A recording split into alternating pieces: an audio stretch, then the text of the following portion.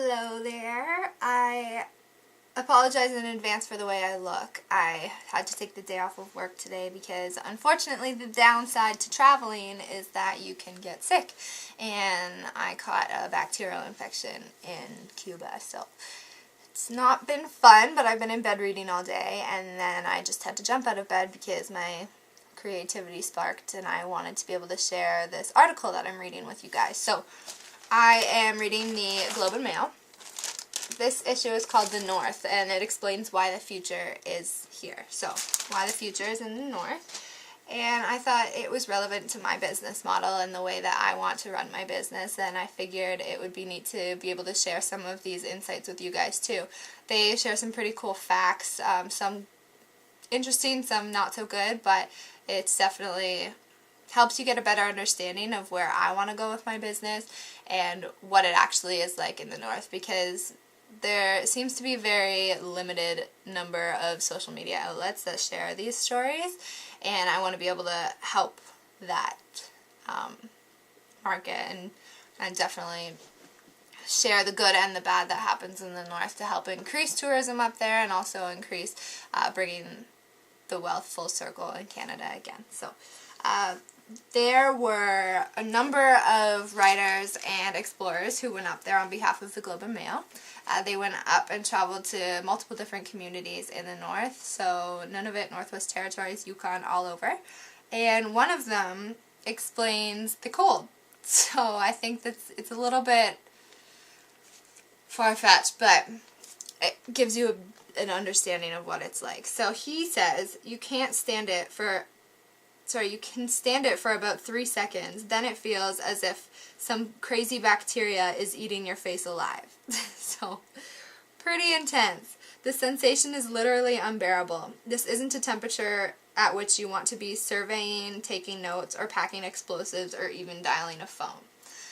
So, and that's some of the jobs that they have to do up there, and they'll have to do it in those harsh conditions. So, obviously a little bit extreme. I packed for the weather, and I was warm, and besides the cold, it's absolutely beautiful and 100% worth traveling. I would do it right now if I had the money. Unfortunately, I don't right now, but I'm hoping to go there very soon again.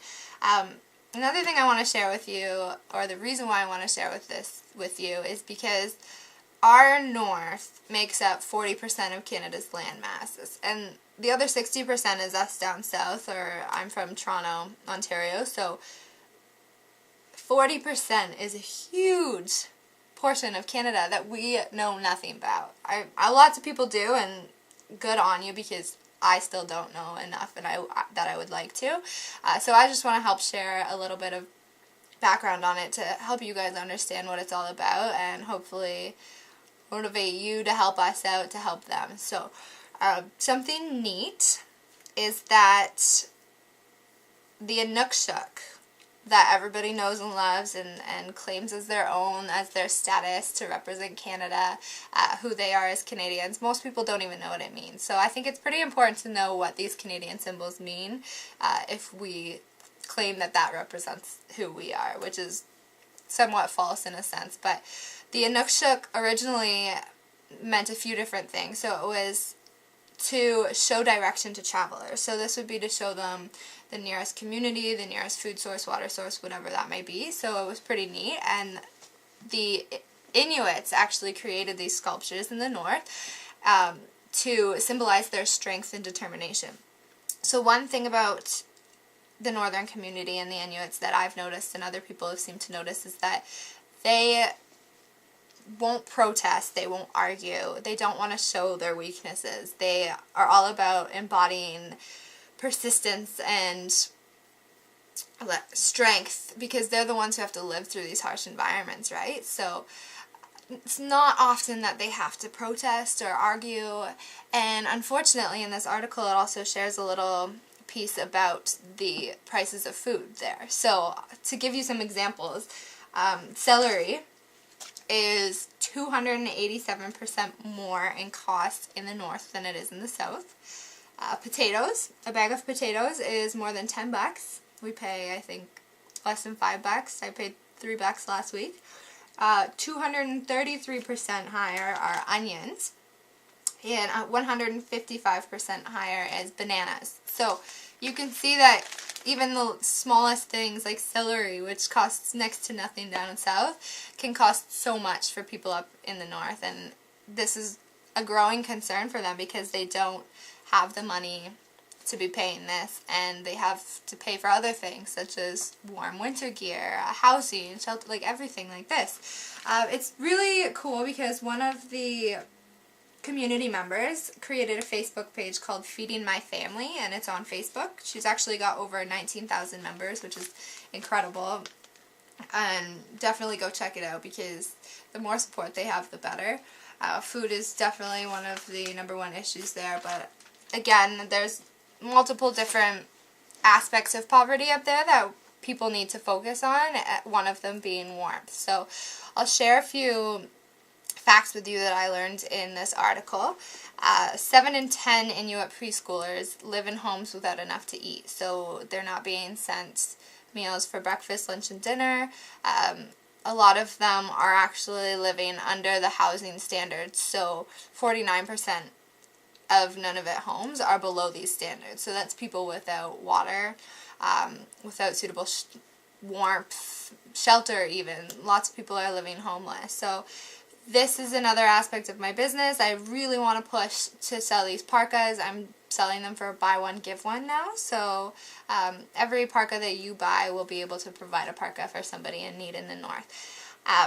Something else, 58% of Inuit students don't actually finish high school, whether it be lack of motivation, lack of food, lack of warmth, everything like that. It all spins full circle that generates this number. 33% of the northern population is actually under the age of 19. So this is what I use primarily for my business. This stat is really interesting, and I think that the fact that such a large percentage of their population is under the age of 19, it offers lots of opportunity for growth. So if I can help these people and provide them a glimpse of hope and support, then hopefully that they'll take that next step to also helping change or make a difference in their community for the better. So I want to be able to bring them that motivation and that support to help them push forward and move on. And the North, that's who we are, and 40% of Canada is represented there. So the Inuksuks and the polar bears and everything like that, all of those symbols are from the North. That's what they are and who they are. So I think it's very important that we focus on supporting our own in this sense. So that was pretty neat. I really want to be able to encourage tourism up there. Only 400 visitors last year visited any national parks above the Arctic Circle, so 400 is nothing. And it is absolutely gorgeous. Despite the cold weather, it is worth a trip up there, hands down. And you can take a look at this. How can you say you don't want to go there? It is absolutely incredible. It's absolutely beautiful, and I hope to be able to help promote this. So that is it. I'm going back to bed, but I hope you enjoyed my long-winded spiel about Northern Canada and how much I think that it should really mean to us down south and all over Canada, all over the world for that matter. So